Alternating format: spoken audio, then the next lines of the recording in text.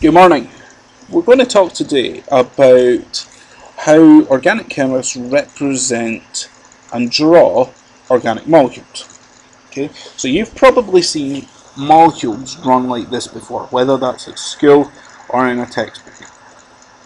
Now, these types of representations are incredibly helpful for those that are just beginning to learn chemistry. Okay, they introduce concepts that, for instance, that atoms can be bonded to one another, that, for instance, carbon can make 4 bonds, those sort of ideas. The trouble is, there's a number of problems with this. Okay, most obvious of it is that they take a long time to draw, and for all but the simplest of molecules, they get very complicated very quickly. So overlapping hydrogens and overlapping carbons. Some other more fundamental problem is that, for instance, that molecules have 3-dimensional shape.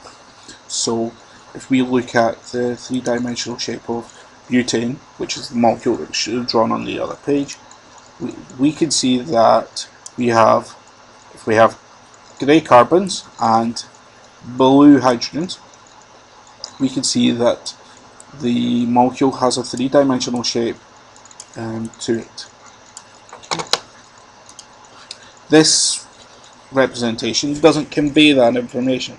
Okay, it looks as though it's perfectly flat. It looks like every carbon and hydrogen, every hydrogen is 90 degrees apart. Okay, which we know isn't the case. Okay.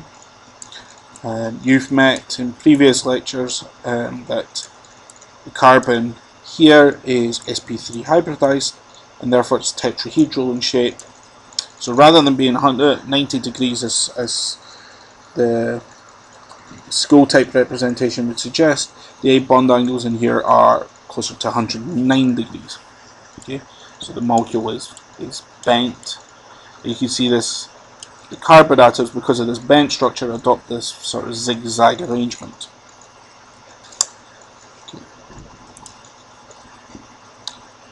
So chemists need 2 things. They need a quick way that can convey information and that's easy to draw, and they need to be able to convey 3-dimensional shape as well. Okay. Chemists use a system that's called line drawings or skeletal drawings. Okay. And I can quickly draw the molecule that we've got here, which is butane. Okay. And you'll see immediately what we've done is we've stripped off all the hydrogens, so the hydrogens aren't there, and we've not written out all the carbons. Okay. Instead, what we're left with is a zigzag line which represents the bonding between each of the carbon atoms. Okay. So if we flick back to our 3-dimensional model again, here is the same zigzag line. We're now starting to represent a bit of that 3-dimensional space and that zigzag. Okay. At every point, so here, and every inflection point, like here, we have a carbon atom. Okay. Every time we bend the chain, that's a carbon atom. Okay. Now, we can chemists know that carbon makes 4 bonds. So what we know when we're looking at a molecule like this and a drawing like this is, well, if we look at this carbon atom here, we've only drawn 1 bond to it. That means we've got 3 bonds that aren't shown, and on that 3 bonds we have 3 hydrogens.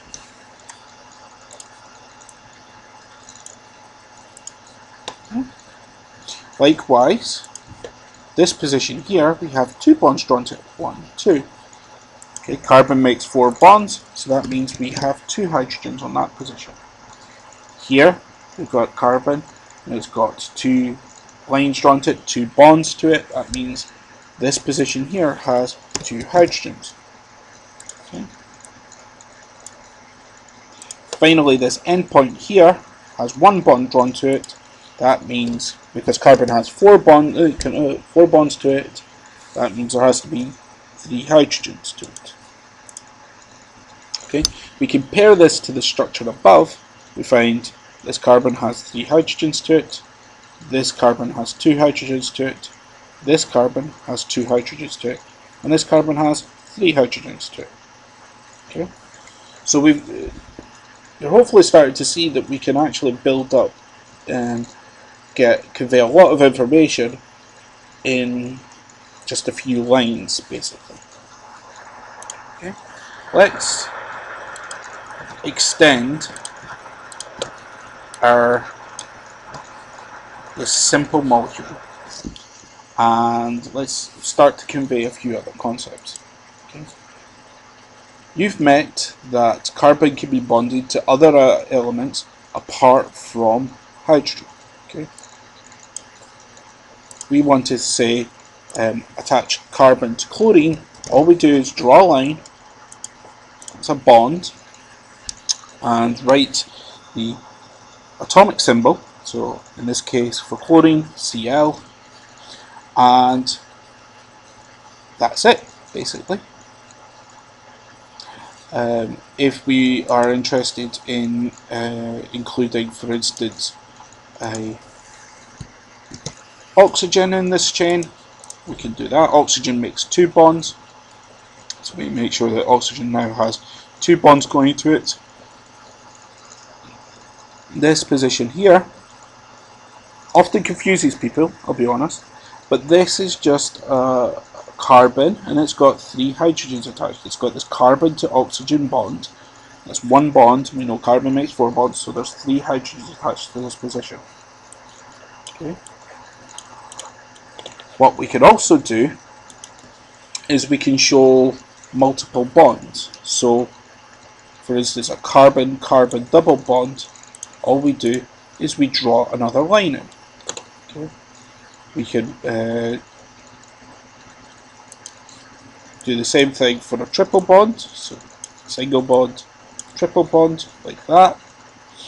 And we can start to convey lots of information about the molecule in those sort of terms. So in this sort of molecule, this is ethine, okay, we have a carbon here and a carbon here. Okay, this carbon here has 3 bonds drawn to it, 1, 2, 3. That means that there's a hydrogen attached to this end, and I'm going to draw it in just so that you know that this hydrogen is here. Okay. Likewise, this carbon here has 3 bonds to it, 1, 2, 3, and there's a hydrogen attached to that end. So we're building up from with these simple lines quite a lot of structural complexity in the organic molecules that we can draw. Okay, there's one thing that we've not talked about yet, and that's our 3-dimensional space issues. So here is our butane chain again, and let's say, for instance, that we're going to put a chlorine atom coming off of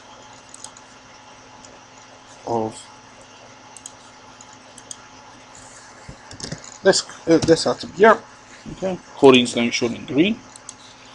Okay, you'll see that the chlorine atom is now sticking out towards us. Okay, the hydrogen's behind, and we've got this methyl group CH3 to the left, and we've got this ethyl group CH2 to the right.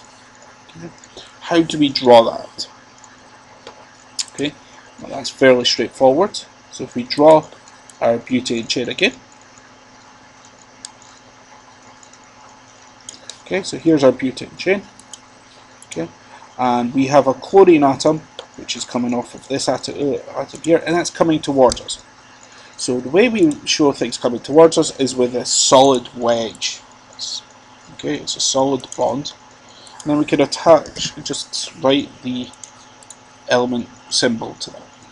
Okay, so solid wedge means something's coming towards us.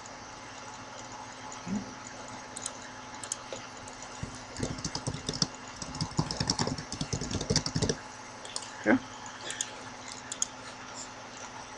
If something's going away from us, so let's say, for instance, we now have a fluorine. this fluorine is going away from us. And we've drawn that using this dashed wedge now. So we've had a solid wedge for coming towards us, and we've got this dashed wedge for going away from us. Okay. Right. So we've now got, we've introduced the idea that we could draw a zigzag chain to show a carbon chain. We can introduce elements by writing their atomic symbol. We can draw multiple bonds between elements, and we can now introduce three-dimensional space using these solid and dashed wedges. Okay, let's look at a more complicated example to pull all these concepts together. Okay. Here's a compound called biotin. It's a vitamin, and it's incredibly important to individuals' health. Now, what we have here at the centre is we have this carbon chain, okay, shown by this zigzag chain. Okay. We look at this carbon atom here. This carbon atom has a single bond to this oxygen on the right, and a double bond to this oxygen here. Okay. This functional group is called the carboxylic acid, and you'll meet that in later lectures. Okay. We'll see that this carbon atom here is coming towards us. Okay, we've got a solid wedge here, and that means it's coming out of the page towards us. This dashed wedge shows that this hydrogen here is going behind the page that we're looking at. Okay, so it's going away from us. Okay. We can count the number of hydrogens we have. So on this position here, for instance, we have 2 bonds that we can see. Carbon makes 4 bonds, so that means we have 2 hydrogens that we can't see, that aren't shown, just for clarity. Okay. Likewise, here, this carbon atom has 1, 2, 3, 4 bonds to it. That means in this position there are no hydrogens. Okay.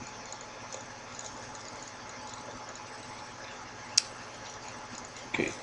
So we've gone from simple alkane butane up to quite a complicated vitamin. You'll see that we're drawing on the same lessons. Okay. Let's just go the other way and quickly interpret a molecule, and from just its drawing we're going to work out what its molecular formula is. Okay, so I'm just going to draw a random molecule. Okay.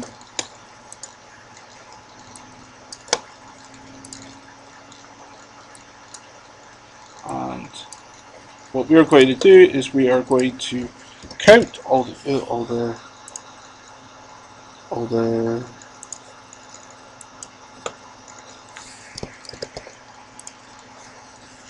carbons and all the hydrogens and all the oxygens, and we're going to get a molecular formula for this molecule. Okay.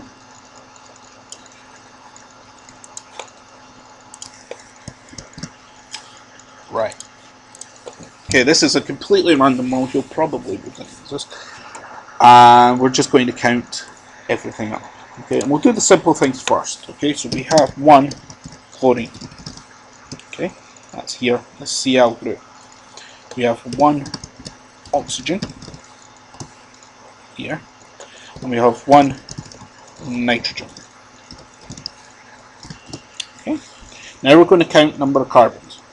Okay, so we're going to start here and go 1, 2, 3, 4, 5, 6, 7 carbons.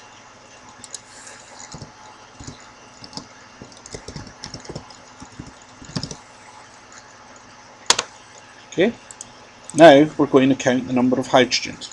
Okay, and I'm going to annotate this diagram as we're going, just so that we don't forget where we are. So this position here, this carbon here, has 1 bond drawn to it, so that means it's got 3 hydrogens attached to it. Oxygen has a hydrogen attached to it, so that's 1 hydrogen. Okay, this carbon here has 4 bonds to it, therefore it's got no hydrogens on it. This carbon has 1, 2, 3, 4 bonds to it. Remember, this is a double bond, so there's 2 bonds there. So that's 0 hydrogens there. This carbon here, on the other hand, has 2 hydrogens attached to it. It's got 2 bonds drawn to it. Remember, carbon makes 4 bonds, so that means we've got 2 hydrogens.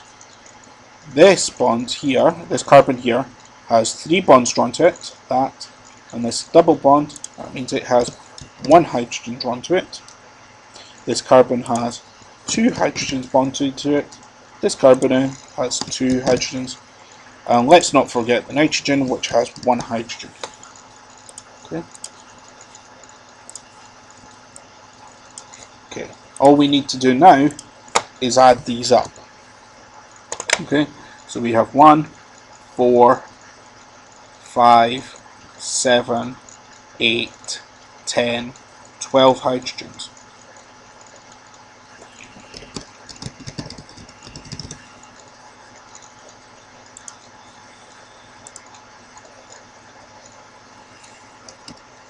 Okay, so we're just going to write out its molecular formulae, and we have C7, H12, NOCl. Okay, remember that the number of atoms gets shown as subscript. Leave us with our molecular formulae. Okay, so we've gone from a structure that we've not met before, and we've been able to work out its molecular formulae. And from that we can calculate other things, for instance its molecular weight. Okay. So hopefully you've seen that the drawing organic molecules isn't actually that difficult, that the ideas and concepts are fairly straightforward, and the thing that tricks most people when they first start is counting the number of hydrogens. Okay, carbon makes 4 bonds. Count the number of bonds to the carbon and you'll be able to work out the number of hydrogens.